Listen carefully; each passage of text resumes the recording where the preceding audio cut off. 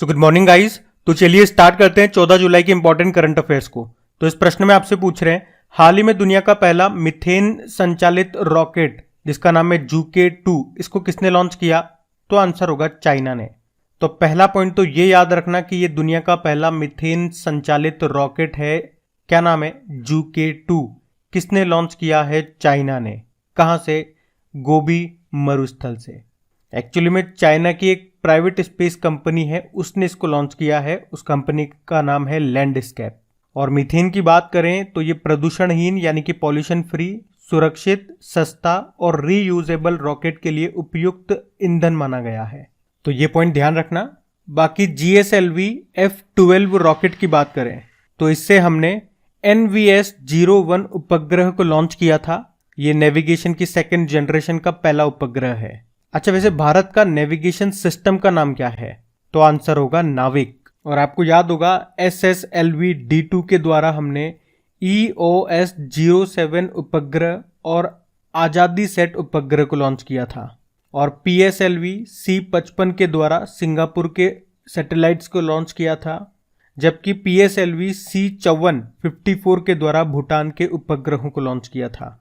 और GSLV mark 3 जिसे LVM-3 भी कहते हैं, तो इस रॉकेट से हमने वन वेब कंपनी के 36 उपग्रहों को लॉन्च किया था। अच्छा, यहाँ पे चाइना की बात है तो एक प्रश्न और पूछूंगा कि अभी किस देश ने साइलेंट बार्कर परियोजना के तहत एक ही रॉकेट से 41 उपग्रहों को लॉन्च किया था? तो अब तो आंसर बता ही दोगे, चाइना ने। और उस रॉकेट का नाम था लॉन्ग मार्च 2D। तो ये भी ध्यान रखना बढ़ते आगे। चलिए फिर बताइए, हाल ही में केंद्रीय मंत्री हैं सर्बानंदा सोनोवाल। उन्होंने भारत में समुद्री क्षेत्र को मजबूत करने के लिए किस नाम से एक DGNSS, इसका मतलब होता है differential global navigation satellite system को लॉन्च किया? तो आंसर होगा सागर संपर्क। तो हमारे शिपिंग मंत्री हैं सर्बानंदा सोनोवाल, और जिन्होंने अभी सागर संपर्क नाम से एक differential global navigation satellite system को लॉन्च किया है। और ये सिस्टम काम क्या करेगा? तो सिंपल सा है, समुद्र में नाविकों को सुरक्षित रूप से नेविगेट करने में ये मदद करेगा, जिससे जहाजों की सुरक्षित नेविगेशन और कुशल आवाजाही संभव हो पाएगी। आपको बता दूं, इन्होंने कुछ समय पहले सागर समृद्धि नाम से एक ऑनलाइन ड्रैगिंग मॉनिटरिंग सिस्टम को भी लॉन्च किया था।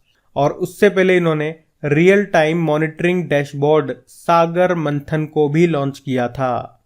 तो ये तीनों मिलते जुलते नाम है, इनको ध्यान रखना। ये तो हो गया सागर संपर्क, एक मैंने आपको बताया सागर समृद्धि, और एक मैंने आपको बताया सागर मंथन। अच्छा, यूं बताओ, सर्बानंदा सोनोवाल के पास एक और मंत्रालय है, कौन सा मंत्रालय है? बताओ, हम बढ़ते आगे। फिर बताओ, अभी हाल ही में विश्व का सबसे बड़ा अंतरराष्ट्रीय मंदिर सम्मेलन और एक्सपो का आयोजन ये कहां पे किया गया? तो आंसर होगा वाराणसी में। तो 22 से लेकर 24 जुलाई 2023 तक मध्य एशिया का सबसे बड़ा अंतरराष्ट्रीय मंदिर सम्मेलन और एक्सपो, इसका आयोजन ये वाराणसी में किया गया। वाराणसी में जो रुद्राक्ष कन्वेंशन सेंटर है, वहीं पे इसका आयोजन हुआ। और ये विश्व का पहला ऐसा आयोजन है जो पूरी तरह से मंदिरों के प्रबंधन यानी कि मैनेजमेंट के लिए समर्पित है। अच्छा, मंदिर से एक प्रश्न आपको याद आएगा कि अभी दुनिया का सबसे बड़ा रामायण मंदिर ये कहाँ पे बन रहा है? तो आंसर होगा बिहार में, जो कब तक बनकर तैयार हो जाएगा? 2025 तक। और अगर मैं पूछूं कि दुनिया का सबसे बड़ा धार्मिक स्मारक ये कहाँ पे खुलेगा? तो आंसर होगा पश्चिम बंगाल में। ये वैदिक तारामंडल का मंदिर है और ये दुनिया का सबसे बड़ा गुंबद भी होगा। और आपको पता है, अभी शंघाई कोऑपरेशन ऑर्गेनाइजेशन की पहली कल्चरल एंड टूरिज्म कैपिटल कहाँ बनी है? तो आंसर होगा वाराणसी में। और अभी वाराणसी से डिब्रूगढ़, असम के डिब्रूगढ़ के बीच में दुनिया की सबसे लंबी नदी क्रूज सेवा शुरू हुई थी, और उस क्रूज का नाम है गंगा विलास। और आप जानते हो, रोपवे सेवाओं को सार्वजनिक रूप से उपयोग करने वाला पहला शहर वाराणसी ही है। और अभी वन वर्ल्ड टीबी समिट का आयोजन भी वाराणसी में हुआ था, और काशी तमिल संगम का आयोजन भी वाराणसी में हुआ था। तो ये भी ध्यान रखना पॉइंट्स। बढ़ते आगे। फिर बताइए कि कौन सा देश पारंपरिक दवाओं पर आसियान देशों के सम्मेलन की मेजबानी करेगा? तो आंसर होगा भारत। तो भारत ये 20 जुलाई 2023 को आसियान देशों के लिए पारंपरिक दवाओं की मेजबानी कर रहा है। और इस सम्मेलन का उद्देश्य है पारंपरिक दवाओं के क्षेत्र में भारत और आसियान देशों के बीच सहयोग और ज्ञान साझाकरण को मजबूत करना। वैसे आयुष मंत्री कौन है? हमारे सर्बानंदा सोनोवाल है, इन्हीं के पास शिपिंग मंत्रालय भी है। वैसे आयुष की फुल फॉर्म क्या होती है?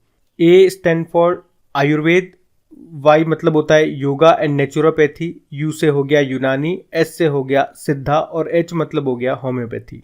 अच्छा, इसी से मिलता जुलता एक करंट अफेयर्स का प्रश्न बनता है आपके लिए कि WHO वर्ल्ड हेल्थ ऑर्गेनाइजेशन ने अपना global centre for traditional medicine centre ये कहाँ पे लॉन्च किया? तो आंसर होगा गुजरात में। अब आपके लिए एक होमवर्क प्रश्न कि 2023 में आसियान देशों की अध्यक्षता या आसियान की अध्यक्षता ये कौन कर रहा है, ये बताओ। और भारत से मैं आपको याद दिला दूं कि भारत इस साल शंघाई कोऑपरेशन ऑर्गेनाइजेशन की और G20 की भी अध्यक्षता कर रहा है भारत। वासेनार एग्रीमेंट का हेड भी बना Bharat. Men's hockey world cup को होस्ट किया भारत ने। वुमेन्स बॉक्सिंग चैंपियनशिप को होस्ट कर रहा है Bharat. ICC mains world cup ये होंगे भारत में। और 2024 में क्वाड समिट को होस्ट कर रहा है भारत। और याद रखना, मिस वर्ल्ड 2023 का आयोजन ये भी होगा भारत में 71 नंबर का। तो ध्यान रखना ये। बढ़ते हैं आगे। फिर बताइए, हाल ही में DGCA ने किस राज्य के अपने पहले उड़ान प्रशिक्षण स्कूल को मंजूरी दी है? तो आंसर होगा तमिलनाडु। DGCA मतलब directorate general of civil aviation, यानी कि नागरिक उड्डयन महानिदेशालय। इसने तमिलनाडु के पहले उड़ान प्रशिक्षण यानी कि फ्लाइंग ट्रेनिंग स्कूल को मंजूरी दी है। ये मंजूरी भारत में विमानन शिक्षा के लिए है और इस तरह से ये देश का 36वां और तमिलनाडु का पहला उड़ान प्रशिक्षण स्कूल होगा। सिंपल सी बात है, यहाँ पे पायलटों को ट्रेनिंग दी जाएगी। और आपको याद होगा अभी कुछ समय पहले directorate general of civil aviation कौन बने थे? विक्रम देवदत्त बने थे। अब बात यहाँ पे तमिलनाडु की है, तो ये रहा मैप में तमिलनाडु। देखो, तमिलनाडु की कैपिटल हो गई चेन्नई। चमड़ा अनुसंधान केंद्र आपको यहीं मिलेगा। और आपको याद है 2022 में 44वें फिडे शतरंज ओलंपियाड ये चेन्नई में हुए थे। पहली बार भारत में हुए थे ये, इसको उज्बेकिस्तान ने जीता था।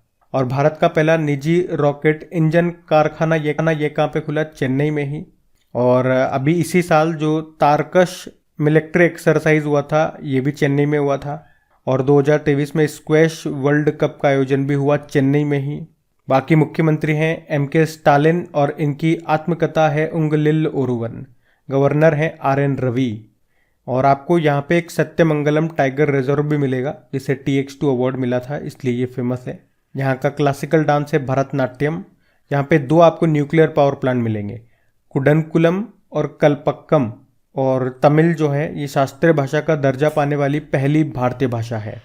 और जल्लीकट्टू त्यौहार ये तमिलनाडु का ही है। वैसे तमिलनाडु के समुद्री तट को क्या कहते हैं? कोरोमंडल। और केरल के को कहते हैं मालाबार तट। अच्छा, अभी माउंट एवरेस्ट पर चढ़ने वाली तमिलनाडु की पहली महिला कौन बनी थी? मुथमिज सेल्वी। और भारत का सबसे बड़ा स्काई वॉक पुल का उद्घाटन भी हुआ था तमिलनाडु में, जिसकी लंबाई है 570 मीटर। और पहली बार सीविड यानी कि समुद्री शैवाल पार्क बनेगा तमिलनाडु में। और स्लेंडर लॉरेस के लिए भारत का पहला अभ्यारण्य ये तमिलनाडु में स्थापित किया जाएगा। वैसे देश का पहला डुगोंग संरक्षण अभ्यारण्य ये भी बना है तमिलनाडु में। और तमिलनाडु के एक टेबल टेनिस प्लेयर हैं जिनका नाम है अचंता शरत कमल। इनका नाम इंपॉर्टेंट है, अभी 2022 का मेजर ध्यानचंद खेल रत्न पुरस्कार इनको मिला। तो ये पॉइंट्स ध्यान रखना। बढ़ते हैं आगे। चलिए फिर बताइए, अभी हाल ही में रिश्वत विरोधी प्रबंधन प्रणाली सर्टिफिकेट प्राप्त करने वाला भारत का पहला पब्लिक सेक्टर यूनिट कौन सा बन गया? तो आंसर होगा ONGC। तो अमेरिका का ISO 37001-2016 एंटी रिश्वतखोरी प्रबंधन प्रणाली यानी कि एंटी ब्राइब मैनेजमेंट सिस्टम के लिए सर्टिफिकेट पाने वाला भारत का पहला पब्लिक सेक्टर यूनिट बन गया है ONGC। मतलब ONGC के मैनेजमेंट ने रिश्वत को रोकने का काम किया है, इसीलिए इसको ये सर्टिफिकेट मिला है। ONGC ये एक महारत्न कंपनी है। अच्छा, फिर तो प्रश्न बनेगा आपका कि भारत में टोटल कितनी महारत्न कंपनियां हो गई है? 12 हो गई है। 12वीं थी REC रूरल इलेक्ट्रिफिकेशन कॉरपोरेशन। और नवरत्न कंपनियां हो गई है 13। 13वीं थी RVNL। ONGC की स्थापना होती है 1956 में। नई दिल्ली में हेडक्वार्टर है। CEO अरुण कुमार सिंह है। अगर कभी पूछ ले मान लो एग्जाम में कि इसकी पहली महिला हेड कौन बनी थी? अलका मित्तल बनी थी। ध्यान रखना ये। पढ़ते आगे। फिर बताओ, अभी हाल ही में एशियन एथलेटिक्स चैंपियनशिप के इतिहास में 100 मीटर हर्डल में भारत का पहला गोल्ड किसने जीता? तो आंसर होगा ज्योति याराजी ने। स्प्रिंटर है, धाविका है ज्योति याराजी। इन्होंने एशियन एथलेटिक्स चैंपियनशिप 2023 में 100 मीटर हर्डल्स यानी कि बाधा दौड़ में भारत का पहला गोल्ड जीता है। अच्छा, ये चैंपियनशिप हुई कहाँ? बैंकॉक में। और बैंकॉक से याद आएगा कि इस साल नवंबर में तीसरा विश्व हिंदू सम्मेलन का आयोजन भी होगा बैंकॉक में। बाकी आप जानते हो भवानी देवी, ये तो तलवारबाज हैं और अभी एशियन चैंपियनशिप में पदक जीतने वाली पहली भारतीय तलवारबाज ये बनी थी, ब्रोंज मेडल जीता था इन्होंने। और आरती साहा, ये इंग्लिश चैनल को पार करने वाली पहली भारतीय महिला बनी थी। इन्हें हिंदुस्तानी जलपरी भी कहते हैं। जबकि पुरुषों में बात करेंगे तो मिहिर सेन का नाम आता है। इंग्लिश चैनल को पार करने वाले पहले भारतीय व्यक्ति बने थे ये। पहले एशियाई भी थे यूं भी कह सकते हो, पहले भारतीय या पहले एशियाई, ध्यान रखना ये। बढ़ते आगे, चलिए बताइए, अभी हाल ही में हिंदुस्तान एरोनॉटिकल लिमिटेड ने अपना क्षेत्रीय कार्यालय कहाँ पे खोला? तो आंसर होगा मलेशिया में। एक्चुअली में अभी हमारे जो रक्षा मंत्री हैं राजनाथ सिंह, वो मलेशिया की यात्रा पर गए और उन्होंने ही वहां पे मलेशिया की कैपिटल जो है ना कुआलालंपुर, वहां पे हिंदुस्तान एरोनॉटिकल लिमिटेड के क्षेत्रीय कार्यालय का उद्घाटन किया। अच्छा, हिंदुस्तान एरोनॉटिकल लिमिटेड ने अपना क्षेत्रीय कार्यालय ये मलेशिया में ही क्यों खोला? क्योंकि मलेशिया को चाहिए तेजस, और तेजस बनाता है कौन? Hindustan aeronautical limited. इसीलिए तेजस क्या है? लाइट कॉम्बैट एयरक्राफ्ट है, और एक लाइट कॉम्बैट हेलीकॉप्टर भी है, उसका निर्माण भी करता है हिंदुस्तान एरोनॉटिकल लिमिटेड। और उसका नाम क्या है उस हेलीकॉप्टर का? प्रचंड नाम है। हिंदुस्तान एरोनॉटिकल लिमिटेड की बात करें पहले तो इसका हेडक्वार्टर मिलेगा आपको बंगलुरु में, और इसके सीएमडी है सीबी अनंत कृष्णन। और एक और प्रश्न बनेगा यहां से कि हिंदुस्तान एरोनॉटिकल लिमिटेड ने एशिया की सबसे बड़ी हेलीकॉप्टर फैक्ट्री का उद्घाटन कहां पे किया? तो आंसर होगा तुमकुर, कर्नाटक में। यह भी अच्छा प्रश्न है, ध्यान रखना इसको भी। बढ़ते आगे, चलिए फिर बताइए, अभी हाल ही में संयुक्त राष्ट्र संघ के वैश्विक बहुआयामी निर्धनता सूचकांक के अनुसार भारत की कितनी आबादी गरीबी से मुक्त हुई है? तो आंसर होगा 41.50 करोड़ लोग। तो यह है वैश्विक बहुआयामी निर्धनता सूचकांक यानी कि मल्टी डायमेंशनल पॉवर्टी इंडेक्स, जिसको जारी किया संयुक्त राष्ट्र ने, और इसे 2005 से लेकर 2020 तक के यानी कि 15 वर्षों के आंकड़े इसमें जारी किए गए। क्या बताया इन आंकड़ों में, क्या बताया इन डेटा में कि भारत में 41.50 करोड़ लोग गरीबी से मुक्त हो गए हैं।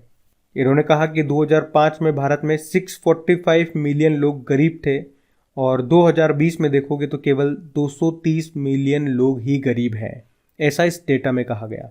वैसे पूरे संसार में टोटल कितने लोग गरीब हैं? 1.1 बिलियन लोग गरीब हैं, और भारत में 230 मिलियन। अच्छा, जो आपके सस्टेनेबल डेवलपमेंट गोल्स है ना, चलो बताओ कितने सस्टेनेबल डेवलपमेंट गोल्स हैं और उनको पूरा करने का लक्ष्य हमने कब तक रखा है? ये 2 प्रश्नों के उत्तर दो। बाकी कौन से नंबर का सस्टेनेबल डेवलपमेंट गोल है जो गरीबी की बात करता है, यानी कि गरीबी से संबंधित है? तो आंसर होगा सस्टेनेबल डेवलपमेंट गोल फर्स्ट। अच्छा, कुछ और इंपॉर्टेंट डेटा है जो मैं आपको बताता हूँ, जैसे कि कुपोषण कितना कम हुआ, कब से कब तक? भारत में 2005 से लेकर 2020 तक कुपोषण कितना कम हुआ? तो 44.3% था शुरुआत में, जो भी घट करके 11.8% हो गया। और बाल मृत्यु दर की बात करेंगे तो 4.5% से घट के 1.5% हो गया। इसको जारी किया है संयुक्त राष्ट्र ने। देखो, संयुक्त राष्ट्र की स्थापना होती है 24 अक्टूबर 1945 को, इसीलिए 24 अक्टूबर को यूनाइटेड नेशन डे भी होता है। हेडक्वार्टर ने है न्यूयॉर्क में और सेक्रेटरी जनरल है एंटोनियो गुतेरेस। ध्यान रखना ये। बढ़ते आगे, चलिए फिर बताइए, अभी हाल ही में आईटीसी के सीएमडी किसे नियुक्त किया गया? तो आंसर होगा संजीव पुरी को। तो वैसे तो आईटीसी के सीएमडी अभी तक यही थे, और अभी एक बार फिर से उनको रीअपॉइंट पुनः नियुक्त कर दिया गया है। संजीव पुरी नाम है। आईटीसी की फुल फॉर्म क्या होती है? Indian tobacco company. स्थापना होती है 1910 में, और अब इसके सीएमडी बन गए हैं कौन? संजीव पुरी। बाकी अभी रोहित जावा ये हिंदुस्तान यूनिलीवर के एमडी सीईओ बने थे। प्रवीण सूद सीबीआई डायरेक्टर बने, तो Praveen Kumar Srivastava central vigilance commissioner मुख्य सतर्कता आयुक्त बने। तो ये पॉइंट्स ध्यान रखना। अब आपकी फेवरेट फटाफट सीरीज में मैं आपका टेस्ट लेने वाला हूँ, और आज की शीट मैंने केवल हिंदी में रखी है क्योंकि ऐसा कोई खास इसमें इंग्लिश की जरूरत नहीं है। मिलिट्री एक्सरसाइज के प्रश्न रखे हैं मैंने। चलो चेक करते हैं कि आपका मिलिट्री एक्सरसाइज से प्रश्न बनता है तो कितना आपका स्ट्रांग है ये टॉपिक। तो मैंने यहाँ पे आंसर को छुपा दिया है। आप बताओ ये एक्सरसाइज किन देशों के बीच में होती है, ये बताना है आपको। आप वीडियो को पॉज कर लो, आराम से आंसर लगाओ, मैं आपको आंसर बताता हूं तो आप आंसर चेक कर लेना। तो देखो पहला प्रश्न पूछा था कि डस्टलिक एक्सरसाइज, डस्टलिक एक्सरसाइज ये होता है भारत और उज्बेकिस्तान के बीच में, और मैंने यहाँ पे बता भी दिया कि यह भी कहाँ हुआ था, उत्तराखंड के पिथौरागढ़ में हुआ था।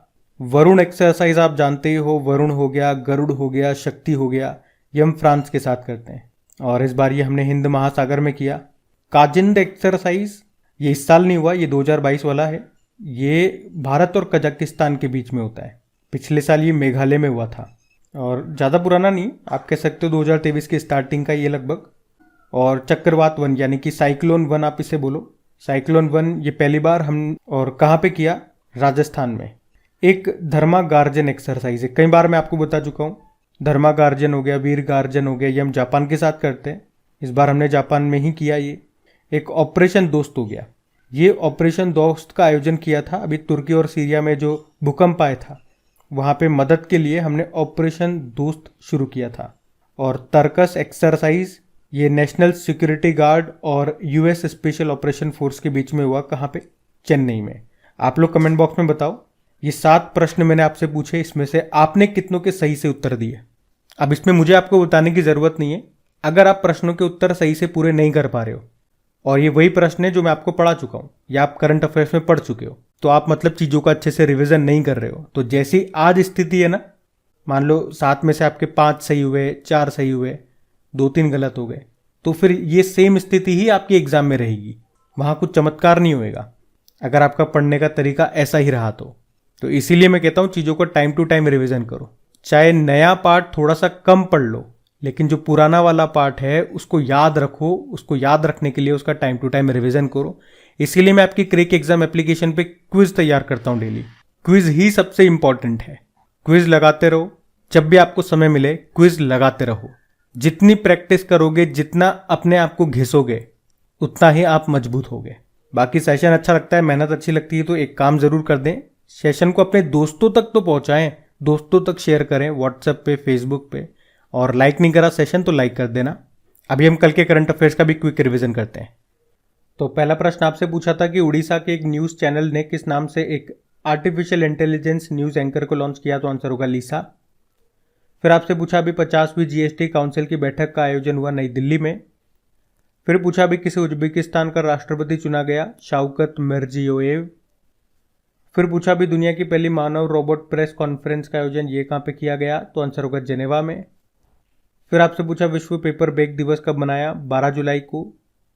फिर पूछा अविनाश ज्वालामुखी में विस्फोट हुआ, ये कहाँ पर है, पेरू में। फिर आपसे पूछा अभी जून महीने के लिए ICC women's player of the month चुना गया एशले गार्डनर को। फिर आपसे पूछा अभी कलर्स ऑफ डिवोशन नाम की बुक को लिखा अनीता भरत शाह ने। और अभी एसबीआई कार्ड के सीईओ बने अभिजीत। और फिर पूछा था कि थाईलैंड में एशिया एथलेटिक्स चैंपियनशिप का आधिकारिक शुभंकर किसे चुना गया, तो आंसर होगा भगवान हनुमान जी को। और एक बार फिर बता रहा हूँ, क्रेक एग्जाम एप्लीकेशन का लिंक नीचे डिस्क्रिप्शन बॉक्स में दिया गया है, तो क्विज आप लगाना स्टार्ट करें। 1 बार 2 बार 3 बार जितनी बार लगा सकते हैं उतनी बार लगाएं, रिवीजन जितना करोगे उतना कम है। अब कल के प्रश्न को देखते हैं और सेशन एंड करते हैं। तो कल की वीडियो में पूछा था कि बांद्रा वर्सोवा समुद्री मार्ग का नाम किसके नाम पर रख दिया गया, तो आंसर होगा वीर सावरकर के नाम पे। आप सभी ने प्रश्न का बिल्कुल सही उत्तर दिया। अब ये रहा आज का आपका होमवर्क प्रश्न।